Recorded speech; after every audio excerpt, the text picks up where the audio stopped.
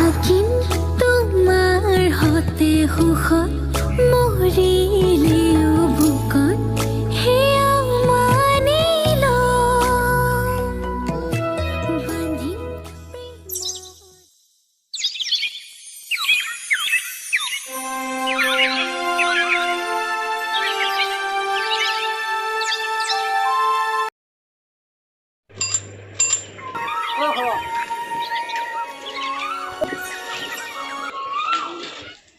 কি কৰি আছো? কৰিম এই লকডাউনৰ সময়ত এই ভাবিছোঁ এই বাৰীখনকে চাফ চিকুণ কৰি সেই তামোল পুলি কেইটামানকে লগাম বুলি ভাবিছোঁ। এইটোতো সময় নাপাওঁৱেই। অঁ ঠিকে আছে দিয়া। তইতো বাৰীত কাম কাজ কৰি ভাত সাজ খাই দিব পাৰিছ। এনেহেন কৰোণা মহামাৰীৰ সময়ত তই ক'তো ওলাই যাব নোৱাৰা হৈছোঁ। হয় তাতে আজি আকৌ সন্ধিয়ালৈ তই ঘৰত চাউল এমুঠি নাই অ'। অঁ হয় নেকি? ভাবিছোঁ কি যে দিনকাল আহিল। অঁ বাৰু বাৰু এই পিছে এতিয়া ক'লৈ যাবলৈ ওলাইছে? অঁ এই পঞ্চায়তৰ পৰা হ'ব বুলি ভাবিছোঁ। অঁ হেৰি কৰিবি তেনেহ'লে সেই পঞ্চায়তৰ পৰা ঘূৰি আহি তই কিন্তু মোৰ ঘৰত সোমাবি আৰু মোৰ ঘৰত সোমাই এই 10 কেজি চাউল লৈ যাবি। নালাগে নেকি? একো নহয় লৈ যাবি। মইতো আমাৰ গাঁৱত সেই 10খন ঘৰত 10 কেজিকৈ চাউল বিলাইছোঁ। এই নালাগে নেকি? চাহ ভাই তোক মই বন্ধুৰ খাতিৰত এই কোনো সহায় কৰিব নোৱাৰোঁ নে? সহায় কৰিছা ঠিক। আজি তুমি এজন দৰিদ্ৰ কৃষক হৈও গাঁৱত 10টা পৰিয়ালক সহায় কৰি আহিছা। কিন্তু আজি আমাৰ গাঁৱত দেখোন এই তোমালোকৰ গাঁৱতকৈ ধনী মানুহ বহুত আছে। মোৰ নিজকে বেয়া লাগে। কিয়? এই আমাৰ গাঁৱত যি ৰমেন খুং আৰ্মি কৰে তেওঁতো 10খন ঘৰত 10 কেজিকৈ চাউল আলু দালি এই পিঁয়াজ আদি কৰি সাহাৰ্য আগবঢ়াইছোঁ আৰু লগতে সেই টকা 1000 আৰু এই নবীন দোকানী তিলক ইঞ্জিনিয়াৰিং মুঠতে যিমানবোৰ আমাৰ গাঁৱত চাকৰিয়াল আছে সেই সকলোৱে সাহাৰ্য আগবঢ়াইছোঁ। হয় দিয়া, সকলো গাঁৱৰে যদি সকলো মানুহৰে সমান সহানুভূতি থাকিলে হয় নহয়, আজি মই তেন্তে ৰাস্তাত এনেদৰে ঘূৰি ফুৰিব লগা নহ'লে হয়। তোক দেখোন বহিবই নক'লো। এই নালাগে দিয়া। তোক মাত লগাই অসুবিধাই দিলোঁ নেকি? ধেত নাই নাই একো নাই। অঁ এই ঋতুপূৰ্ণ মুকুন্দহঁতৰ খবৰ কি? সিহঁততো চিট চাতেই নাই। অঁ হয় নেকি? এই ঋতু বহুদিনেই হ'ল। হয় নেকি? লগেই পোৱা নাই নহয়। এই যি লকডাউনৰ আগতে এবাৰ লগ পাইছিলোঁ। এই সিদিনাখন কিন্তু আমাৰ ঘৰলৈ আহিছিল। এই ঘৰত থাকি থাকি আমনি লগাৰ কাৰণে বোলে এই মোৰ ঢোলটোকে অলপ বজাইছিলে। বাৰু এতিয়া যাওঁ দে। হেৰি কৰিবি আকৌ সেই পঞ্চায়তৰ পৰা ঘূৰি আহি তই কিন্তু মোৰ ঘৰত সোমাবলৈ নাপাহৰিবি। বাৰু এতিয়া যাওঁ। হ'ব দিয়া।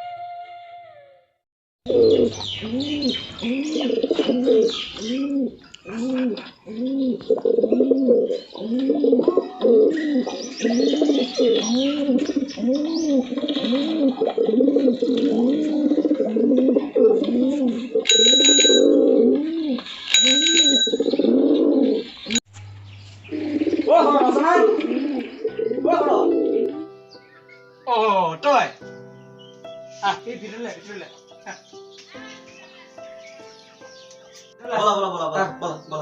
বহি ল। বহুত দিনৰ মূৰত আহিলো তোমালোকৰ ঘৰলৈ। মানুহটো চিট চাতে নাই যে সময় নোপোৱা হৈছো। নে কৰোণাই ধৰিছে নেকি? তেনেকুৱাই কৰোণা বেমাৰতকৈ আমাৰ দৰে দুখীয়াবোৰৰ যিটো কৰোণা হৈছে সেইটো একেবাৰে বেয়া। নকবা তাকে কালি এজনৰ লগত লাগি আহিছো। তইতো কাৰ লগত নেলাগ? নহয়ও বৰ বেয়া লাগে। যদি পাব লগা পাইপো নাপায় কৈ এজনে পায় তেওঁ খং উঠিব দিয়াচোন।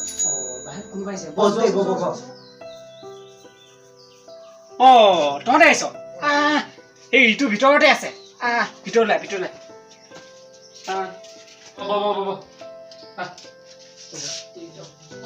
মালটো ইয়াতে আছ।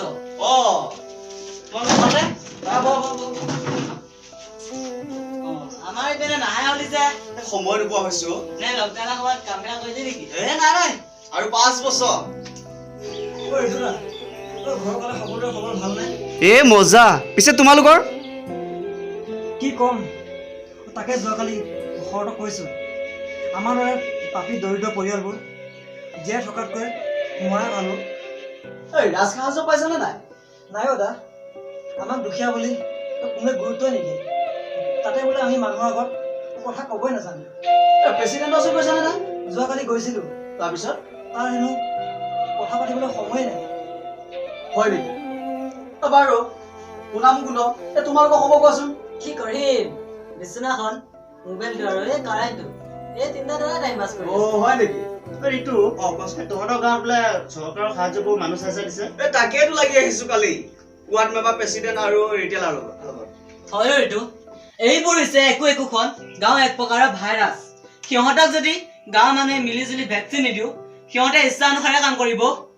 হয় ইহঁতক ৰাজহুৱাভাৱে লজ্জাজনক কৰাব লাগিব। আৰে আমাৰ প্ৰাপ্যবোৰ আমি পাব লাগে। সিহঁতে যদি পাব লগা মানুহবোৰৰ প্ৰাপ্যবোৰ নিদি অইন কাৰোবাক দিয়ে তেন্তে সেইটো নহ'ব নহয়। চা তহঁতে মানিলো, অন্তত মই নামানো। সেইটো ময়ো ভাবো। প্ৰতিনিধি উঠি যদি নিজৰ মুনাফাৰ কথা চিন্তা কৰে তেন্তে সমাজৰ উন্নয়ন কোন দিশৰ পৰা হ'ব? আৰু কি হৈছে শুনা, আমাৰ গাঁৱত জব কাৰ্ডৰ 1000 টকাৰ 500 টকাকৈ দি 500 টকা তেওঁলোকৰ পকেটত ভৰাইছে। এইটো যেন ভাল কাম কৰিছে। আপোনালোকৰ গাঁৱত আকৌ সেইটোকো দিছে, আমাৰ পিনে যে সেইটোকো দিয়া নাই আকৌ। আমাৰ ইয়াত আকৌ যি ইলেকশ্যনৰ সময়ত বীজবিলাক ঘূৰিছে, সিহঁতে ৰাজসাহায্যবোৰ পাইছে। চা মই কওঁ, চৰকাৰখন যাই নহওক কিয়, কংগ্ৰেছে হওক বা বিজেপি হওক বা UDP হওক, কাৰণ চৰকাৰৰ সাহায্যবোৰ সমানে পাইছে, হয় নে নহয়? এইটো হয়। ইয়াত কোনো বৈষম্য আহি পৰিব নালাগে। এই আমাৰ গাঁৱৰ ছেক্ৰেটাৰীগৰাকী সকলোৱে ৰাজসাহায্য পাইছে, লগতে তেওঁৰ ৰিলেশ্যনশ্বিপবোৰহে পাইছে। আৰু বাদ বাকী এই সাহায্য নামত লগত যিবিলাকে খাতি ফুৰিছে তেওঁলোকেহে পাইছে। বাকী সকলো ৰাইজৰ এই ৰাজসাহায্যৰ পৰা বঞ্চিত হৈ আছে। চা, পৰিশ্ৰম কৰা ধনটো দান কৰিব নোৱাৰি, কিন্তু আনৰ মুখৰ ভাতবোৰ কাঢ়ি খায়। ইহঁতক মোৰ কান্তকে দিবলৈ মন যায়। অন্য সময়তো আনৰ প্ৰাপ্যবোৰ কাঢ়ি খাই খাই আজি দৰিদ্ৰ পৰিয়ালে জীৱন মৰণ যুঁজত ককবকাই পৰিছে, আৰু মূৰত তামোল খুদাই পেটলা হৈ ঘৰত বহি বহি খাইছে। এইবোৰ চাহ মৰণৰ অৱস্থা বেয়াকৈ যাব লাগে। কি কৰিব, আজি নপঢ়ি নুশুনি এনেকুৱা অৱস্থা হৈছে। তোমাৰতো ভালেই আজি আমি পঢ়ি শুনিও সমাজৰ এই আৱৰ্জনাবোৰ দূৰ কৰিব পৰা নাই জানা। সেই ৰাজসাহায্য নামততো সুদ কোনো নাই। বাৰু নাই, তাতনো ক'ব লগা একো নাই। আৰে যিটো পৰিয়াল 1 মাহ নালাগে 1 বছৰ লকডাউন দিয়ক, তেওঁ চলিব পাৰিব, কিয় ৰাজসাহায্য ল'ব লাগে? মই সেইটোহে বুজি নাপালো। আৰু চা, যিটো পৰিয়াল এসপ্তাহ নালাগে যদি 1 দিনো লকডাউন দিয়া হয় তেন্তে সেই পৰিয়ালটোৰ অৱস্থা পানীত হাঁহ নচৰা হ'ব। এতিয়া ইয়াৰ পৰা ইয়াকে নুবুজাই নে এই মৰাজনক আকৌ মাৰিব বিচাৰে? বাৰু আজিলৈ যাওঁতে অহাকালিলৈ লগ লাগি সকলোৱে গাঁও পঞ্চায়তত যাম আৰু সভাপতিকো লগ কৰিম। ৰমেন ইংকু নাহিল যে সিহঁতকো কাইলৈ লগত ল'বি। গোটেই সবাই মিলি আমি গাঁও পঞ্চায়তলৈ যাম দেই। বাৰু আমি যাওঁ এতিয়া। আমি যাওঁ দেই। বেয়া চা নাপাব, যাওঁ দে দেই।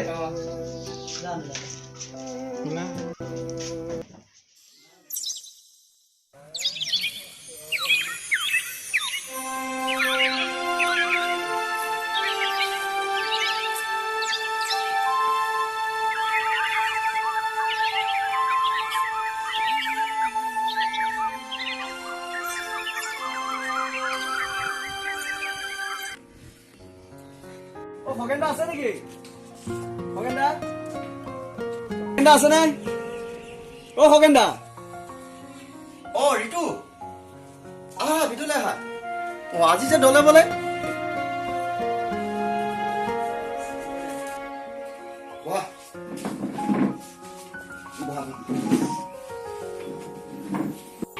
দাদা, লকডাউনৰ মহত্ববোৰ কেনে গৈছে? কি কবা বুজিছা, লকডাউনে কাৰণে অলপো জিৰণি ল'ব পৰা নাই। এই ৰবা, তোমালোকক চাহ অলপমান বনাই দিওঁ। সেই দাদা নালাগে দিয়ক, চাহ পানী কৰিব। একো নহয় দাদা, আমি বিশেষ কথা কেইটামানৰ কাৰণেহে আপোনাৰ ওচৰলৈ আহিছিলো। হয়তো আপোনাৰ দৃষ্টিগোচৰ বা কৰ্ণগোচৰ নহবও পাৰে। আমাৰ দেখোন লকডাউনবোৰ নমনা হৈছে। যা যি ইচ্ছা তাকে কৰি আছে দেখোন মানুহবোৰে। পৰিস্থিতিয়ে কৰিব বুজিছা। সেই আজি যিটো পৰিয়ালে সাহায্য পাব লাগে তাৰ ঠাইত আনে লৈছে, সেইটোতো কৰিবই ন। হয় নেকি? হয় দাদা, চৰকাৰী সাহায্যবোৰ নিজৰ জাতি স্বাৰ্থত দিয়ে নে উচ্চ নিচ চাই দিয়ে? হয় নেকি?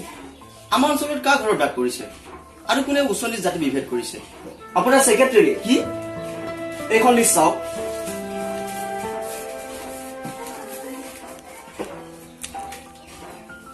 এই একেখন ঘৰতে 6জনকৈ ব্যক্তিয়ে PM কিষাণৰ সাহায্য পাইছে, আৰু এইকেইজন যিকেইজনে ইলেকশ্যনৰ সময়ত অলপ ঘূৰি পাকি দিয়াৰ বাবে নিঃসন্দেহে পাইছে, বাকী মানুহবোৰৰ নাম নাহিল কিয় দাদা? আৰু এই 10জন চাওক তেওঁ সম্পৰ্কীয় মানুহ। চোৱা, এইবোৰ হ'ল আমাৰ কাম নহয়, সেইবোৰ তেওঁহে কৰে। আৰু মোৰ খালি ফৰ্মখন চাই ছিগনেচাৰ কৰে কাম। প্ৰাপ্যবোৰ যাৰ বাবে যোগ্য তেওঁকহে দিব লাগে। যদি অযথা স্বইচ্ছা দিবই পাৰে, তেন্তে সেই সময়ত প্ৰতিদ্বন্দ্বিতা কৰি নিজেই স্বইচ্ছা জিকিছিল নেকি? বাৰু ৰ'বা হা, মই সেই কল এটাকে কৰোঁ।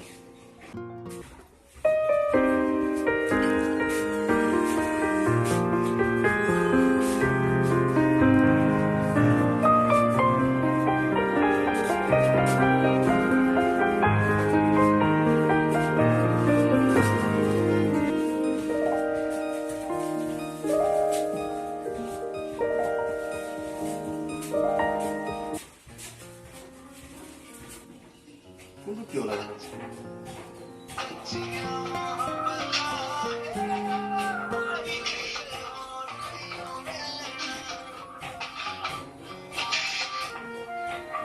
হেল্ল', ৰাকেশ, তুমি ক'ত আছা?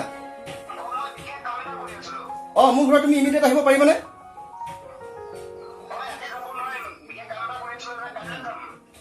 হয় নেকি? তেন্তে মই তোমাক কথা দুটামান সুধো। এই যে PM মোদী কিষাণ লিষ্টখনত তোমালোকৰ ঘৰৰ মানুহবোৰৰ নাম আছে যে,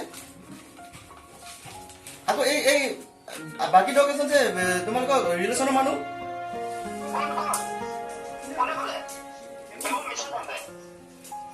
মিছা নহয় সঁচা। আজি তোমালোকৰ গাঁৱৰ পৰা 10জন ল'ৰা মোৰ তালৈ আহিছে, আৰু ল'ৰাকেইজনতো ইমান মূৰ্খ নহয় দিয়াচোন। চোৱা, প্ৰয়োজন হলে যিটো সাহায্য আহে স্পষ্টকৈ ৰাইজক জনাই দিব লাগিব। লাগিলে সাহায্যৰ নামত এখন মেলো হ'ব লাগে। আমি প্ৰতিনিধি উঠিছো নিজৰ মুনাফাৰ আৰু নিজৰ পৰিয়ালৰ স্বাৰ্থত নহয়, বৰঞ্চ সমাজখন আছে মূল লক্ষ্য, আৰু সমাজখনক এটা উচ্চ স্তৰত নিয়াটো মূল লক্ষ্য হ'ব লাগে। আমাৰ লক্ষ্য সমাজখনক কাৰিকৰী দিশত উন্নতি সাধন কৰা, হয় নে নহয়? মাথো নিস্বাৰ্থত। নিস্বাৰ্থ যদি কাম কৰিব মন নাই, তেন্তে ৰাজনীতি বাদ দিয়া, ঘৰত গৈ খেতি কৰা, তাৰ বাহিৰে মোৰ কোনো উপায় নাই।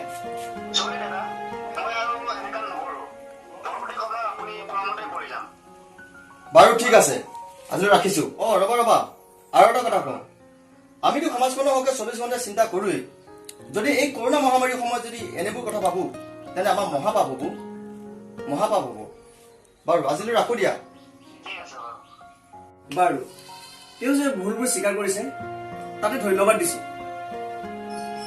দাদা, যদি এইবোৰ তেওঁ পুনৰ কৰে, তেতিয়া আমি বিহিত ব্যৱস্থা ল'ম। এইটো কিন্তু চিধা কথা। চোৱা, তোমালোকৰ কাৰণে আজি মই এজন সভাপতি। যদি মোৰ লক্ষ্য যদি গাঁৱৰ কাৰণে নহয়, অন্য কাৰণে হয়, তেন্তে মই এদিন ভুগিব লাগিব। আজি তোমালোকে পঢ়িছা, শুনিছা, বুজিছা, তোমালোকৰ গাঁৱতো তেনে অবাঞ্ছিত কাম হলেতো তোমালোকে কবাই ন, হয় নে নহয়? ঠিক আছে নহ'লে দাদা, আজিলৈ আহো। কথাখিনি কোৱাৰ বাবে বেয়া নাপাব। বাৰু হা, গৈ দিবা হা। ঠিক আছে।